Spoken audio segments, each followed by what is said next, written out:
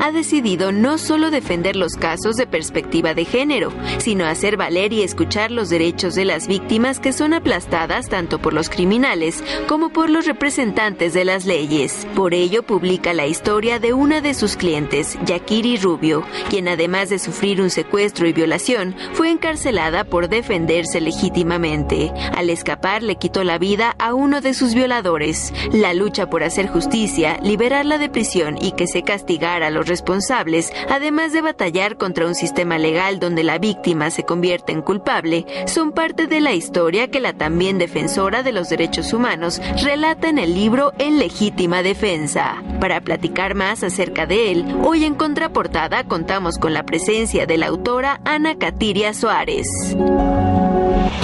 Ana, este libro lo escribes sobre un asunto, sobre un caso que tú decides tomar para ayudar a una mujer que se encuentra en una situación de una acusación que, bueno, ya nos narrarás de acuerdo a tu propia opinión, tu propio juicio, es inocente de los cargos que se le imputaron.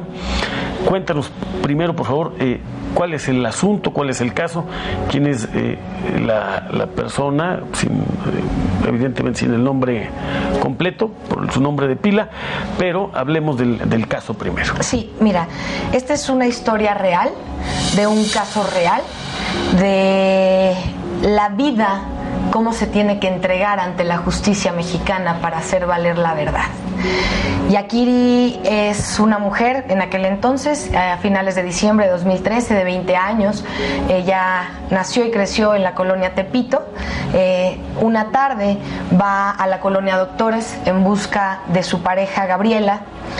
Y al momento de ir caminando, encontrarse con ella, dos sujetos de la colonia Doctores la secuestran, la llevan a un hotel de paso en donde la apuñalan, la golpean, la violan, la pisotean de la manera más ruin que un hombre puede atacar a una mujer.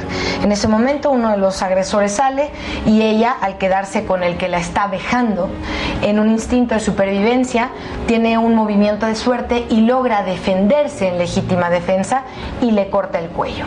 El sujeto sale, ella sale detrás de él pidiendo auxilio, pensando que lo que iba a suceder es que iban a regresar a terminar con su cometido, que era quitarle la vida. Se encuentran unos policías, les pide auxilio y lo que resulta siempre, las autoridades la engañan y al trasladarla al Ministerio Público, que está a 2 cuadras del lugar en donde ocurren los hechos, en la colonia de Actores, es decir, a la Procuraduría Capitalina, a la Agencia 50 adscrita a la Procuraduría, se encuentra con la novedad de que parte de los policías que la habían auxiliado llegan con uno de sus agresores para imputarla directamente de un homicidio calificado, generando pruebas falsas, señalándole un concubinato, diciéndole que era una prostituta, que es lo primero que sale en los medios de comunicación, prostituta, narcomenudista, apuñala a su amante, cuando que esto no era cierto, pero podemos entender por qué lo hacen, porque estos sujetos son vecinos de la Procuraduría desde hace más de 25 años y los niveles de compadrazgo, corrupción, misoginia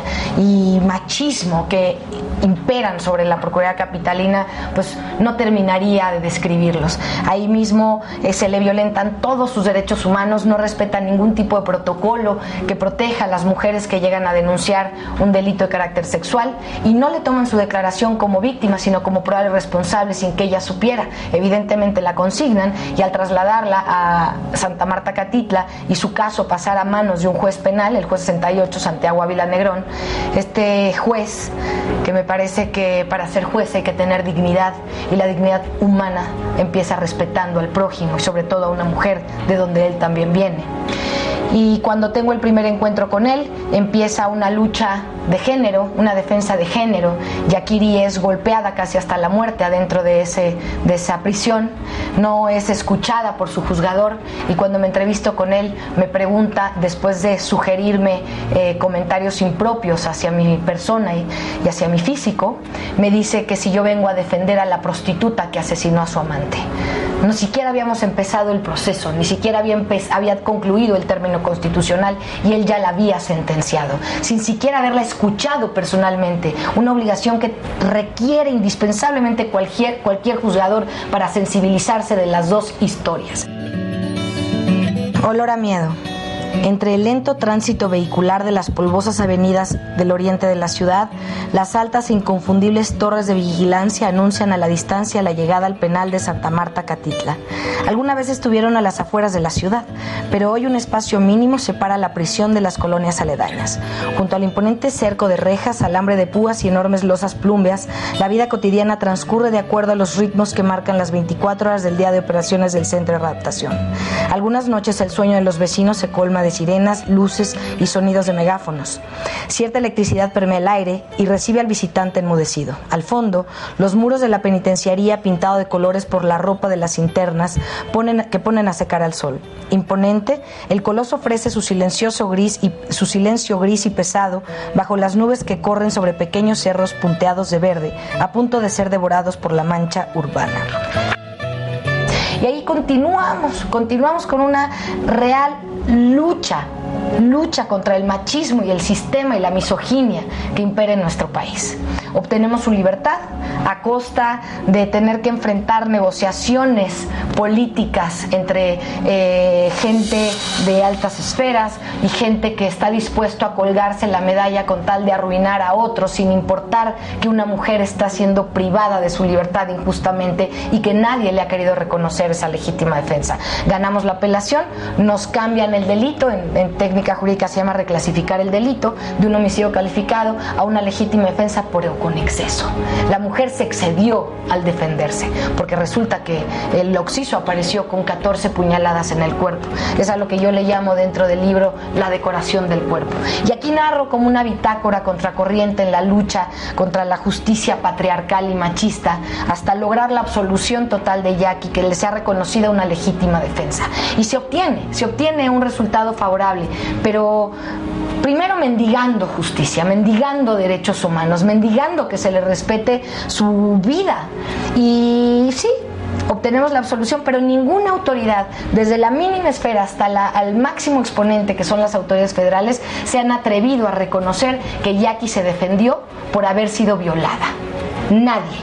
Y entonces, pues, creo que es fundamental que no nos quedemos ya más callados. Aquí te voy a comentar un poquito. Están fotografías que demuestran cómo la autoridad se encargó de violentar a Yakiri, rompiendo, robándose, extrayendo fotografías que acreditaban las lesiones derivadas de esa violación sexual y de esas apuñaladas que le había dado su victimario, para que el juez no tuviera herramientas de reclasificar un homicidio calificado a una legítima defensa. Y de ahí en adelante fue un calvario machista el defendernos en este sistema. Pero discúlpame que yo agregue otro adjetivo, porque además evidentemente de que hay machismo y hay misoginia en el asunto, también hay clasismo. Totalmente. Porque si hubiera sido una mujer de otra clase social, no se hubiera dicho con tanta ligereza que ella era una prostituta. Hay además otra causa de discriminación, que es su origen social, sin yo conocer las condiciones, aclaro, del caso, pero es lo que presupongo. No, es correcta tu apreciación, así también lo manifiesto. Es una chica que reúne todas las condiciones para que la Procuraduría llene las cuotas mensuales de consignaciones, de detenciones y de resoluciones favorables para cada uno de los servidores públicos, porque ¿quién la va a defender? ¿Quién va a defender a una mujer humilde de Tepito que seguramente ha de estar metida en quién sabe cuántas cosas? A ver, esa es la pregunta. ¿Tú cómo llegaste a ser su defensora? Yo conozco la historia a través de Facebook. Su papá postea de manera desesperada que pide auxilio de alguien que pueda ayudarlo a sacar de las rejas a su hija, y le mando un mensaje privado diciéndole que yo era abogada, que cómo podía ayudarlo. Me dijo que su hija no tenía defensa, y al día siguiente estaba yo protestando el cargo en el reclusorio, y ahí fue cuando conocí a Jackie. Este era uno de esos días de fin de año en la Ciudad de México, en los que, aunque soleados, el frío cala hondo. Después de una hora de espera, en medio de unas custodias sorprendidas por mi petición de hacerla venir, vi llegar una figura muy menuda, a la que recuerdo incluso más pequeño que ahora, con la mitad del rostro completamente ennegrecido y sin ninguna prenda abrigadora. Una profunda, grave herida en el brazo izquierdo, la cual ya había visto en fotografías, supuraba una mezcla de sangre, pus y agua. Era la mañana del lunes 16 de diciembre de 2013, en el área de locutorios del Centro Femenil de Reinserción Social de Santa Marta, Catitla, donde la joven de 20 años se encontraba recluida, acusada formalmente de homicidio calificado. La causa: había privado de la vida al hombre que la violó. ¿Cuánto tiempo estuvo privada de su libertad? 3 meses. Y el juicio duró todo el proceso 1 año y medio más. ¿Qué hubiera sido el caso de que ella, sin tener los recursos, no hubiera podido tener una defensa adecuada? ¿Qué hubiera enfrentado? Lo que enfrentan muchísimas mujeres. ¿Cuál hubiera sido la pena que le esperaba a Yaquiri? Al menos 60 años de prisión. 60 años por haberse defendido de la muerte, por haberse defendido de sus atacantes, haberse defendido de la autoridad, de las internas que con 30 pesos que le pagó la familia del agresor, le dieron a las internas para que la mataran. Yo cuando la conocí tenía la carita ennegrecida, chiquita, flaquita, era diciembre, no tenía ni un suéter encima, le supuraba pus y sangre del brazo. No podía pronunciar ni media palabra. Lo único que le dije es: te juro por mi vida, Yaquiri, que te voy a sacar de aquí. Esto no se hace por dignidad humana, porque la autoridad tiene que cumplir con su deber para lo que se contrata. Ahora, este caso lo llevas ante el Tribunal Superior de Justicia del Distrito Federal. Ya nos dijiste quién era el juez. ¿Qué otras instancias conocieron del asunto? La segunda instancia, que fue la quinta sala penal, constituida por 3 magistrados, que son los que reclasifican el delito, pero sobre ellos está el presidente del tribunal, en ese momento Edgar Elías Azar, con quien tuve un encuentro en sus oficinas, a través de una diputada que empatiza con el tema, que también había sido agredida por prejuicios machistas en la Cámara de Diputados. No sé si recuerden, una chica muy linda con una minifalda que juzgaban por ser quién sabe qué, por tener una vestimenta que les pareció digna de ser juzgada a los diputados y diputadas, ¿no? Estamos en Contraportada, estamos conversando con Ana Suárez sobre el libro En Legítima Defensa. Vamos a un corte y regresamos, no se vayan. Regresamos a Contraportada, estamos conversando con Ana Suárez sobre el libro En Legítima Defensa. Antes de ir al corte, platicamos del contexto de los cargos que le imputaron a Yaquiri. El cargo original era de homicidio calificado y la víctima del supuesto homicidio resultaba haber tenido, ya en el momento del juicio, 14 puñaladas. Pero cuéntanos cómo son los hechos de cuando ella es agredida y cómo sucede su legítima defensa para lograr repeler la agresión de la que estaba siendo víctima Yaquiri, y cómo al final ya en el juicio enfrenta esto. Bueno, cuando los hermanos Ramírez Anaya la llevan hasta el hotel de paso, Luis Omar, el que quedó con vida, espera unos segundos antes de entrar a la habitación. Miguel Ángel, el occiso, la lleva amagada con el cuchillo, que tiene un pico como pelapapas, y la introduce en el primer piso a la habitación 27. En cuanto entra, el occiso le dice a Yaquiri que si era mayor de edad, y en ese momento entra el segundo hermano, cierra la puerta, prende un cigarrillo de marihuana, pone una toalla en el filo de la puerta, y este sujeto, el segundo, es quien empieza a golpearla en la espalda, en el cuello, le hacen una llave china y la desnudan.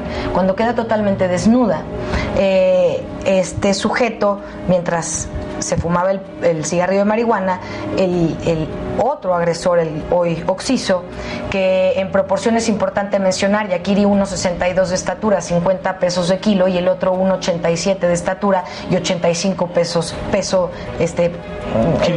de peso. Entonces, la desproporción física es muy relevante para el tema de la legítima defensa. Entonces, en una habitación de un hotel de paso de 2x2, yo no entiendo cómo el cuerpo aparece con 14 puñaladas cuando es posible salir del lugar a la primera. como ocurrió.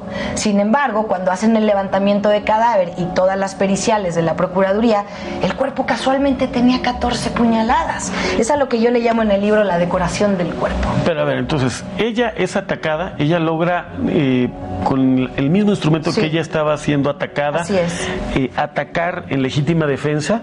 Entonces salen los dos agresores. Uno salió antes. Uno había ya salido. Exacto. Sale el agresor de la habitación para evitar morir. Cuéntanos para él en este forcejeo, porque ante el dolor de la penetración forzada y la puñalada que este sujeto le tira al pecho y ella levanta el brazo y lo bloquea, ella cuando instintivamente reaccionas tienes una fuerza que natural, o sea, que el día a día no conoces, y se deja ir encima y con el mismo cuchillo que él apuñaló logró empujarle las manos y entonces le llega aquí el cuchillo. Y él sale de la habitación y se ven perfectamente las cámaras del C4 como él toma la motoneta, se cae, se levanta, hablamos de una fuerza que él tiene, y sale en sentido contrario. Se ve perfectamente cómo sale en sentido contrario de la calle para llegar a su domicilio. Y cuando llega cerca de su domicilio, él muere ahí.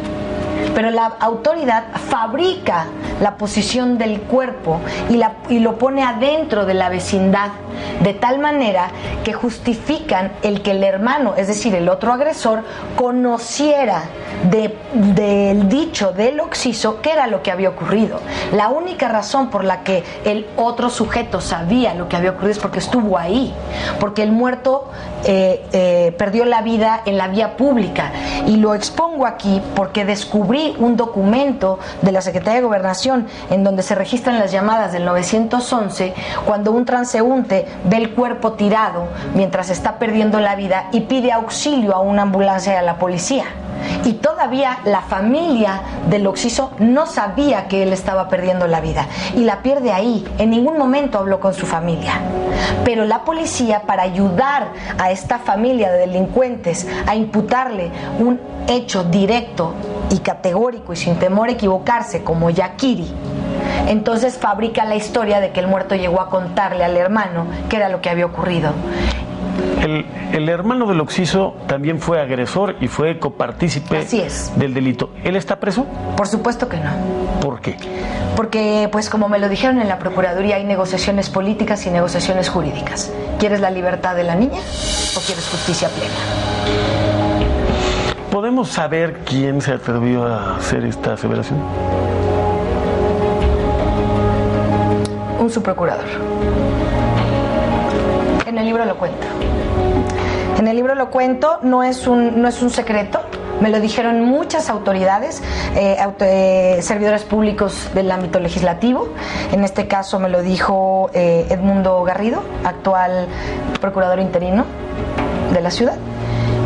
Pero eso no es lo más terrible. Hay otras cosas todavía mucho más graves, que es la fabricación de las periciales, en donde el médico forense asegura en un dictamen oficial que las lesiones que tiene Yakiri son autoinfligidas.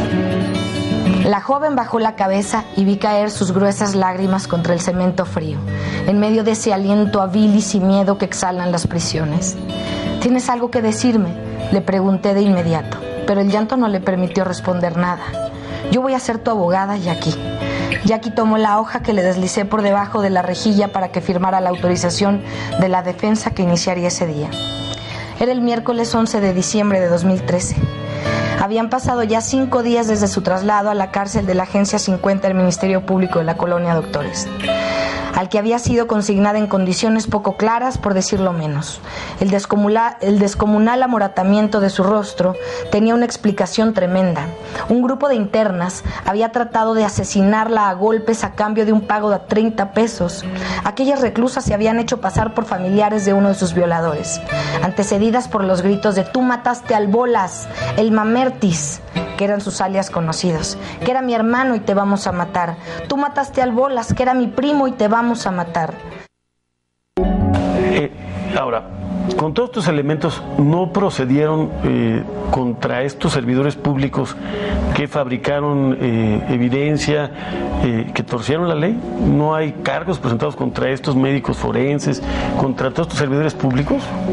Una de las mecánicas de la Procuraduría desde que yo tengo el ejercicio de mi profesión es que si las autoridades de base transgreden, violentan derechos o cometen errores gravísimos, los superiores no lo corrigen. Generan toda una serie de justificaciones para no manchar la imagen de la Procuración de Justicia. En lugar de corregir, sancionar, correr y restablecer el Estado de Derecho de los ciudadanos que son víctimas de estas atrocidades.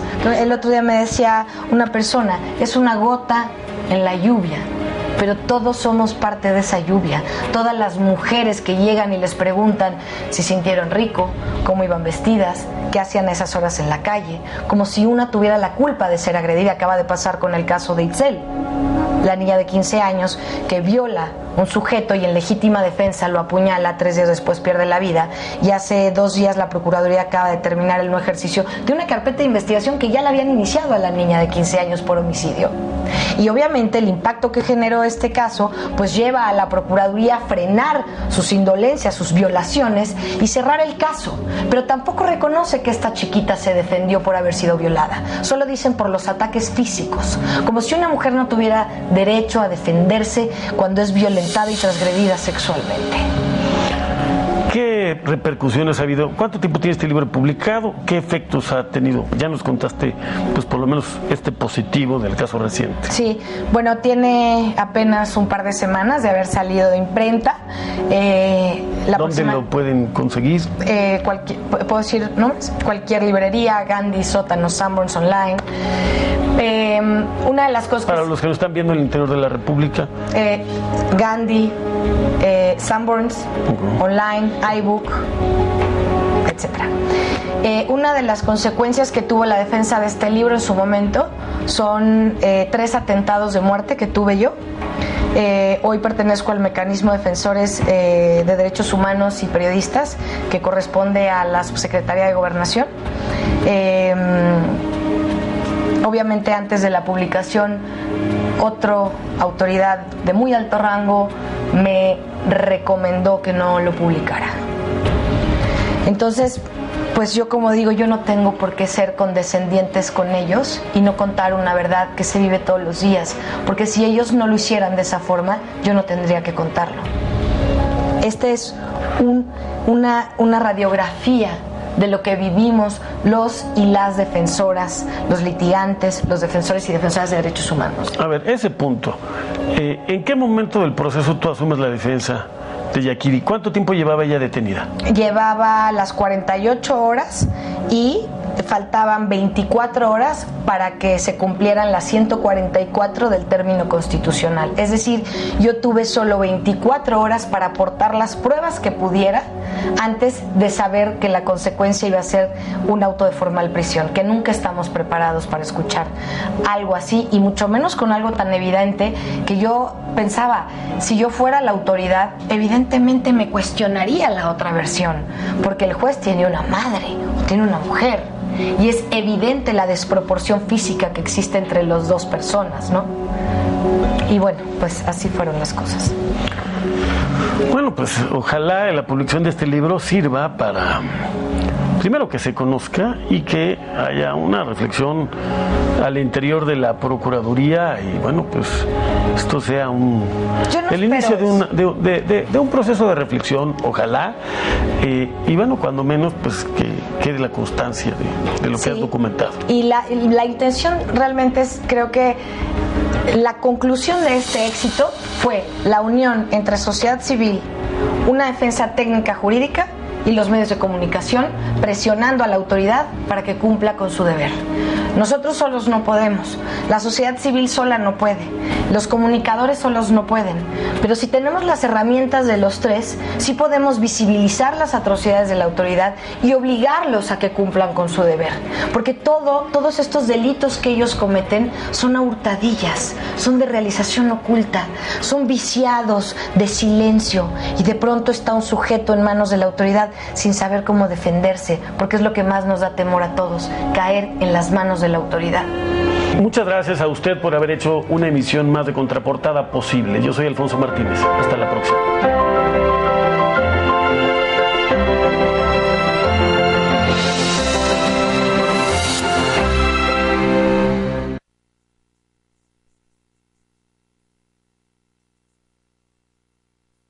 Roberto Iván Hernández García desapareció en el municipio de Monterrey, Nuevo León, el 11 de marzo de 2011.